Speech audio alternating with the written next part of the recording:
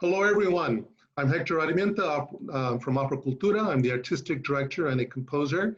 And as part of our series of exploring the importance of farm workers and day laborers in the pandemic, and also within the context of the new piece that we're developing called Mi Camino, I asked a wonderful individual that I've known for many years, a leader in San Jose, and really a national figure as I see him, Fernando Zazueta, who is also currently now the president of the Rotary Club of San Jose. And as I understand it, it is the 9th largest Rotary in the world. So it is a great honor to introduce my wonderful friend, Fernando Zazueta. So welcome, Fernando. Well, thank you, Hector. This is certainly kind of a departure from your operatic endeavors, but I'm happy to participate in whatever way I can. So you got some questions for me? Absolutely. Fire away. Absolutely do. And I forgot to mention that you are also a very highly respected attorney in San Jose, and also was one of the leading figures in helping to create and establish the Mexican Heritage Plaza, which is now the home of the School of Arts and Culture. So you are truly an important person in the community and continue to be. So Fernando, the reason I asked you to be part of this series of interviews is because, as you know, Mi Camino is focused on the lives of farm workers and day laborers. And you've had quite an amazing history because you yourself grew up as a farm worker. So why don't you tell us a little bit about your youth? I was born in 1940 in Culiacan, Sinaloa, and when I was about two and a half years old, my mother brought me and my older brother and sister north to California after she found out that my father had another family. So she came north and she came to visit her older sister, Juanita, who lived at that time in Anaheim. And Juanita helped settle us in California. And then my mom, trying to find work, didn't know what to do with me because I was apparently a llorón, crybaby, and she had trouble placing me. So her sister, her younger sister, Aurora, was married to my uncle Tomas, and she said, well, we don't have any children. I'll take care of Fernandito. And so I went to live with my uncle and my aunt Aurora, and we were farm workers, migrant farm workers. We traveled harvesting crops from the San Joaquin Valley to the Santa Clara Valley. And at one point, after I had left the farm fields, my application to join the U.S. Air Force as an officer required that I account for all my time and whereabouts since I was born. So I had to go back with my aunt and my mom to think about all the various places we had lived as migrant farm workers. And we counted 16 different schools. Sometimes I went back to the same school in sequential years, but 16 different schools by the time I graduated from San Jose High School here in San Jose in 1957. My uncle died. He was from Los Saltos de Juanacatlan in Jalisco, and my mom was from Culiacan, from Sinaloa. So I was raised as a farm worker kid because my uncle and my aunt Aurora were migrant farm workers. So we moved and we lived in tents. This is something my grandchildren can't believe. We lived in tents with dirt floors. They were Army surplus tents. It was surplus tents after World War II. And we didn't have electricity and we didn't have running water in these tents, of course. Mm-hmm. So I remember having to pump water at the local water pump that served the camps. And I remember digging actual holes, latrines for outhouses. And these outhouses had 2 or 3 different holes in them so that multiple people could use them at the same time. I was going to ask you, about the kind of life that farm workers lead. And it seems like at your time, when you were just a child, that it really was a very difficult, difficult way of life. Well, it was in retrospect and looking back on it. At the time, you don't pay attention; you just live it. Uh, and I remember using a kerosene lantern to for illumination to read some of my homework from grammar school, such as it was. And I remember the camps, and so in the rain during the rainy season, you had to put out planks or boards, kind of make it a boardwalk between tents and places to not have to walk in the mud all the time. Sure. Because I think for your story is a very inspirational story. And I'm just curious how a young boy who grew up as a farm worker, how you became the man you are today. I mean, you're an attorney. I've worked with you on different things, and you're a leader in the community. But how did you ever have these aspirations uh, to become the attorney, to become an attorney? Well, I have to give thanks to my uncle. He had 3 years of school in Mexico, and as a result of that, he understood the importance of an education. And I learned from him how important it was to him because he showed me by example. Whenever we moved to a new ranch in a new town, he would personally ask the farm worker, or excuse me, the farm owner, where is the nearest school for my son? And so my uncle would find out where it was. He personally would drive me to the school, open the door and say, okay, go sign up. And I don't know how I did it now in retrospect, but I would walk into the school and tell them who I was and what ranch. I had a little paper that told me what ranch and the address. And so they would know what bus to put me back on in the afternoon. And that was an interesting thing that I went through every year. Am I correct that you went to San Jose State? Yeah, and I was just going to tell you, I signed up, I went to San Jose State, and well, first I had signed up to go into the Marines as a enlisted in the Marines because we had just seen the Sands of Iwo Jima with um, John Wayne, and we thought, wow, we want to be Marines.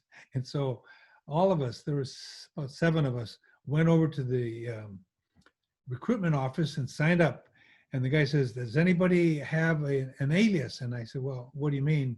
He said, have you been known by any other name? I said, well, my last name when my uncle was alive was Barba, B-A-R-B-A. And then when he passed away when I was 14, I used my mother's maiden name, Rochin, R-O-C-H-I-N.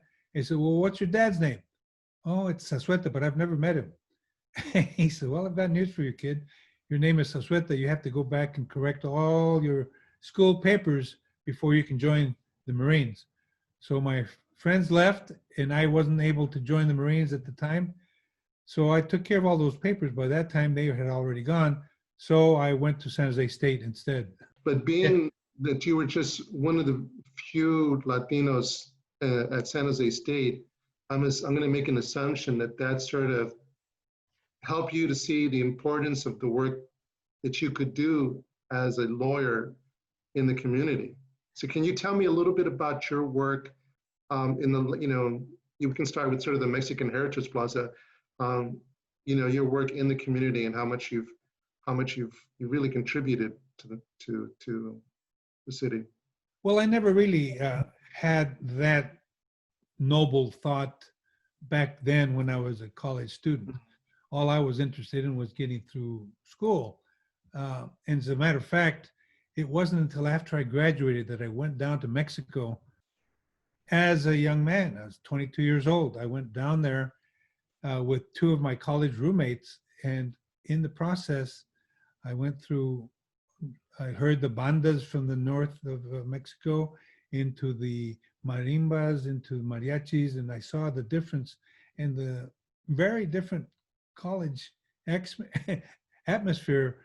I had never really focused on my Mexican identity so much as I did when I went down there. As a matter of fact, I went down to Mexico City, the Palacio de Bellas Artes, and as I listened to the folklorico ballets of Amalia Hernandez, I had a lump in my throat and I couldn't understand why I had this lump in my throat. They were playing music that I remembered from my childhood. And so when I came back, I said, you know, I went through all of the pyramids of the sun and the moon and Teotihuacan and so on. I said, I'm the heir to as much of Mexico and Spain as I am to that of the United States and England and France and Germany and all that. I'm that product. So I changed my whole perspective. And then I began to understand that we were not honored or appreciated for what we are and the contributions that our ethnicity, our Mexican identity has given to this country. And that's why when I helped establish the Mexican Heritage Corporation, I wanted to call it America's Mexican Heritage Corporation. But I was shot down by the board who thought that name was too long, which I'm sorry that we never got that, because that title conveyed to those who are not from our community, from our ethnicity, that this is America's heritage, America's Mexican heritage. But we didn't do that. When I was in law school, I was very involved with the Raza Law Students Association there. And I became very involved with running the Law Students Association. That's when I got the idea to do a glossary of legal terms for the attorneys, because they were using people who said they were bilingual and they really weren't, or they were bilingual in a very limited sense, but they weren't bilingual in the sense that you need to be in a legal lawsuit environment. So I wrote that for the law review, and out of that, I became a consultant for the Judicial Council of California to tell them what was needed to improve the delivery of language services in the courts. As a matter of fact, I helped write the bill that's currently the law, probably the most important legal thing I could do, and that was to require certification of foreign language interpreters, not just in Spanish, but any language. You had to certify your competency both in English and the other language. And I gave them sample questions. I suggested what they could do, because if you ask somebody, where did you learn your Spanish? If you learned it at home, that gives the questioner some idea that your language skills are maybe not quite the same as somebody says, well, I learned it at home and I was a minor or major in Spanish in university. That gives you a different thing. And then he says, if you then served as an interpreter in the United Nations, well, yeah, now you're a certified interpreter. But you needed to do some certification, and that's what we require even to this day. And I'm very proud to say I had a role in writing that law. So Fernando, can you tell me what you feel are your sort of 3 or 4 accomplishments in your life, in your professional life as an attorney and as a lawyer in the community here in San Jose? Can you summarize that for me? Sure. I think without question, what I was just talking about, the certification of language competency for court interpreters, is probably the most important one. The second one was I was the founding chairman of the Mexican Heritage Corporation and Plaza, which is out in East San Jose. And the third one is I helped found the La Raza Historical Society of Santa Clara Valley.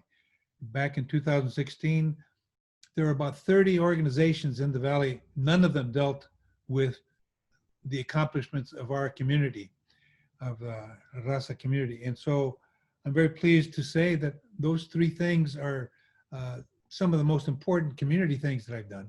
Of course, helping my clients get proper or just compensation financially for their injuries as a personal injury plaintiff's lawyer was very critical, very important for them and for me, because there weren't a lot of Spanish-speaking lawyers, and there still aren't many that speak Spanish that are able to address the needs of that community. Now, tell me from your perspective, in light of your background, your history, um, how do you see the lives of farm workers and day laborers now? Do you see them being impacted by the pandemic and, of course, the fires that have been happening in California? And and and lastly, how can we um, help them? Well, when I first started out here, Cesar Chavez and Luis Valdez had the Carpa de los Rascuaches was acting, and they were out there doing their bringing political messages by way of by way of actors taking the place of the employer and the farm worker and so on to inform and educate the farm workers. Not much has changed, unfortunately, although farm workers now have clean water that they are provided by the farm owner. They have porta potties, which they have in the fields. They didn't have them when I was a boy. You had to bring your own water, and you had to find a place wherever you had to use to relieve yourself. And now they have the long hose instead of the short handle hose. And they have, thanks to the union of farm workers, there are benefits, workers' compensation benefits. They're more aware of the damage caused by pesticides and insecticides, but they still have very abominable living conditions because we still have a lot of people coming over from across the border who are willing to work under those conditions because they need the work. I remember a study done in Mexico that said if a Mexican worker could find a job in Mexico that paid 1/3 what they could earn here, they wouldn't come. But because they can make 3 to 5 times more per hour doing the kind of work they were doing in Mexico, they continue to try to come, and they risk their lives. Now, what we have done, the Rotary Club of San Jose this year gave to Catholic Charities, a nonprofit organization that goes out in the community. We gave them money to outfit a van that can deliver food, clothing, medical supplies, do medical testing, and it can go out into those farm communities where the workers are and deliver the kind of help that the government can't seem to deliver, because the government requires that you come to them and that you qualify for that kind of help through proof of lawful residency and so on. Many times they can't do that. So we gave this money, $100,000, to buy this van and outfit it so they can go out to those communities and help them. So that's one of the things that we're doing. We're also raising money for the fire victims. Yeah, and I understand that's part of the work that Darlene Tennis is doing too. Darlene is doing this on her own. She's a volunteer. She's the kind of person that we can all take great pride in, because she moved herself and said, I've got to do something. I got to help. So she's organized caravans of individuals who volunteer themselves. The Rotary Club is doing that on a different scale, but it's still doing the kind of work that Darlene has done. Yeah. Now, I want to mention something to you, that two of the people that we interviewed were young people. One is a young person from San Jose State, another one from San Francisco. They grew up in Watsonville. They're American citizens, they're US citizens, but because of COVID-19, they're back home. And so it's both, Mexican nationals, but also US citizens that were born here that are working in those fields. And so my last question to you is, what more can we do to help them? To anybody that's listening, how can the individual help farm workers and day laborers right now? Well, they can join Darlene. I mean, she has this selfless volunteering effort that she does to go out to those particular workplaces and those communities. And so they can help in many ways. They can contribute canned goods. They can contribute clothing, diapers, feminine hygiene products. They can contribute their own efforts of just going out there and making people feel at ease. They can provide COVID masks. There's a lot of ways that we can help. I have to say that our people are very generous when they're asked, but you have to ask because we tend not to be volunteers as much as perhaps we could and should be. Uh, I'm hoping that that will continue to be the case, that people will learn that one of the ways that you can get ahead is by helping each other. And we've done that throughout our history. Our people help each other. There were organizations here locally that helped each other through mutual assurance, through insurance, for providing funeral benefits to people who died here or had to send their loved ones back home. So it's not that we don't contribute, and it's not that we don't participate. It's just that we don't participate and contribute with the overall community that we are part of. We don't have very many Latinos, for example, in our Rotary clubs, in our service clubs, but we are there, and we are in every element of our society. I want to thank you so much for this really, I mean, I've learned so much. I've known you for years, but I've learned so much just in this conversation about you. And well, when you reach 80 years of age, you get to see a lot of things happen before you get to this point. Yeah, well, you are truly a blessing. And I want to thank you so much again, for being part of this interview. And thank you everyone for joining us. And we will be continuing our series of video interviews with leaders such as Mr. Fernando Zazueta. Thank you, Fernando, so much. Oh, thank you, Hector, and thank you for sharing your talent and your passion with our community. That's we're blessed to have you here with us. Thank you. All right, goodbye, everyone.